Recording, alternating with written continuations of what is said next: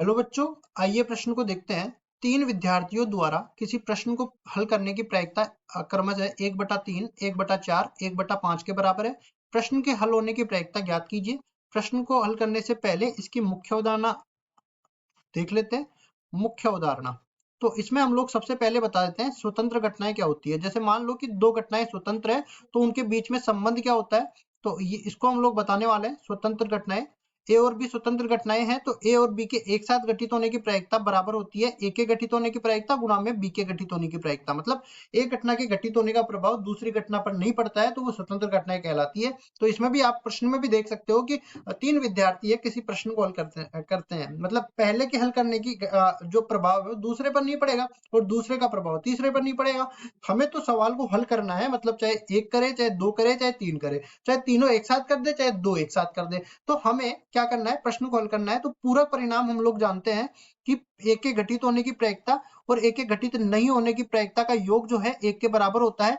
मतलब कि प्रश्न को हल करने की प्रायिकता ये बराबर हो जाएगी एक माइनस में प्रश्न को हल नहीं करने की प्रायिकता। तो इसको हम लोग लिख देते हैं, देखिए पी एक्स बराबर में प्रश्न हल होने की प्रायिकता, प्रश्न हल होने की प्रायिकता इसके बराबर आ जाएगा। तो हम लोग यहाँ पे इसको भी बोल देते हैं पी एक्स डेज किसके बराबर आ जाएगा, प्रश्न हल नहीं होने की प्रायिकता, प्रश्न हल नहीं होने की प्रायिकता इसके बराबर आ जाएगा। अब देखिए इसको आगे सरल करते हैं तो अपने पास पी एक्स का मान बराबर हो जाएगा एक माइनस में पी एक्स डेज के। अब हमें मान तो किसका निकालना है, पी एक्स डेज का मान निकालना है।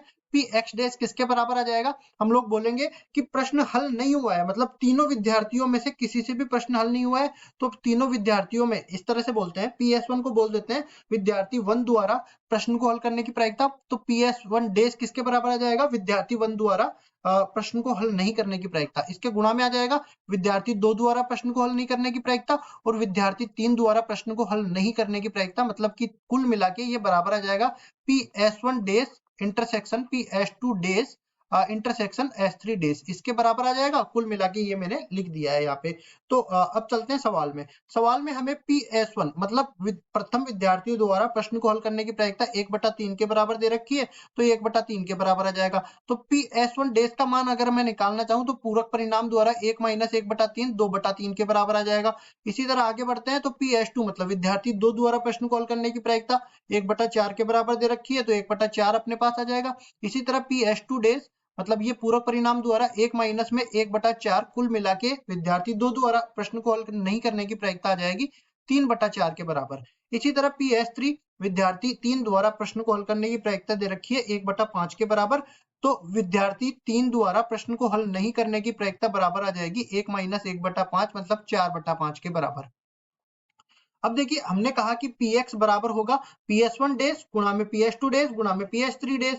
तो ये बराबर आ जाएगा देखो 2/3 गुणा में 3/4 गुणा में 4/5 के बराबर। अब देखो जो कटता है उसको काट देते हैं तो यहाँ से 3 से 3 कट गया, 4 से 4 कट गया, 2/5 के बराबर आ गया। मतलब प्रश्न हल नहीं हुआ है इसकी प्रायिकता। तो देखो पी एक्स डेज और प्रश्न को हल करने की प्रायिकता ये हमने पहले ही बोला था 1 माइनस में पी एक्स डेज के बराबर आ जाएगा। कुल मिला के ये 1 माइनस में 2/5 के बराबर आया।